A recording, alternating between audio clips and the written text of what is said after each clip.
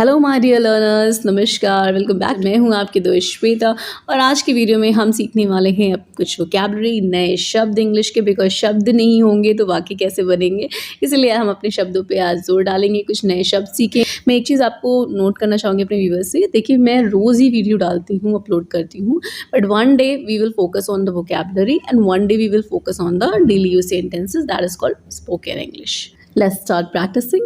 Our first word is grumble. Grumble. Grumble word का मतलब होता है बड़बड़ाना या फिर शिकायत करना या फिर भुनभुन नहीं करते तो ऐसे भुनभुनाना या फिर असंतोष व्यक्त करना, यानी किसी चीज़ से आपको संतोष नहीं प्राप्त हो रहा है वो चीज़ बताना आपको कहलाता है ग्रम्बल। ये एक क्रिया है यानी वर्ब है।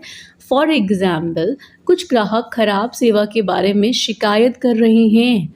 Some of the customers have been grumbling about poor service. Some of the customers यानी कि कुछ ग्राहक, customers मतलब ग्राहक, have been grumbling यानी कि शिकायत कर रहे हैं about poor service यानी कि खराब सेवा के बारे में। मुझे माँ पर बड़बड़ाना नहीं चाहिए था, वो सचमुच बहुत प्यारी है। I shouldn't grumble on Mama. She is really lovely. She is really lovely. I shouldn't grumble on mamma यानी मुझे मम्मा पे बिल्कुल चिल्लाना नहीं चाहिए था या बड़बड़ाना नहीं चाहिए था। शी इज़ वेरी लवली या शी इज़ रियली लवली, वो बहुत ही प्यारी है सचमुच में। अब नेक्स्ट वर्ड इज डिस्क्रीशन। डिस्क्रीशन वर्ड का मतलब होता है विचारशीलता, विवेक, समझदारी, बुद्धिमान। आपको अपना मित्र चुनने में समझदारी दिखानी चाहिए। You must show discretion in choosing your friend. You must show discretion यानी आपको समझदारी दिखानी चाहिए या फिर आप कह सकते हैं विवेक दिखाना चाहिए। इन चूजिंग योर फ्रेंड यानी अपने दोस्त या मित्र को चुनते समय। वाणी या आप कह सकते हैं बोली में विवेक या विचारशीलता वापुटकता से ज़्यादा यानी कहीं अधिक है। Discretion in speech is more than eloquence. Discretion is speech is more than eloquence.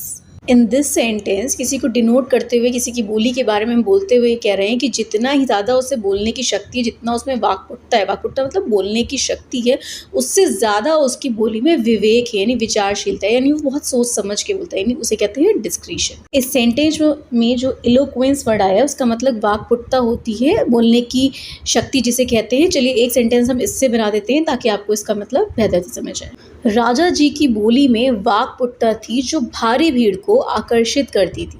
Raja ji had eloquence in his speech which attracts a huge crowd. crowd मतलब भीड़, huge मतलब भारी। इस सेंटेंस में जो attracts वर्ड आया है उसका मतलब होता है आकर्षित करना। अब देखिए यहाँ पे राजा जी की बोली में इतनी वाक्पुटता है, वो इतनी शक्ति है उनकी बोली में कि वो काफ़ी भारी भीड़ को आकर्षित यानी अपनी तरफ खींच लेती थी, तो इसका मतलब होता है वाक्पुटता।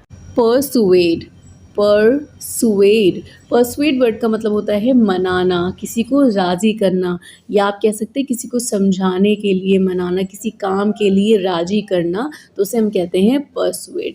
उसने अपने दोस्तों को वापस स्कूल जाने के लिए मना लिया। He persuaded his friend to go back to school. He persuaded his friend यानी उसने अपने दोस्त को मना लिया to go back to school यानी कि स्कूल जाने के लिए, वापस स्कूल जाने के लिए। वह मुझे अपनी शर्तें स्वीकार करने के लिए राजी नहीं कर सका। He couldn't persuade me into accepting his terms. He couldn't persuade me यानी वो मुझे राजी नहीं कर सका या मना नहीं सका।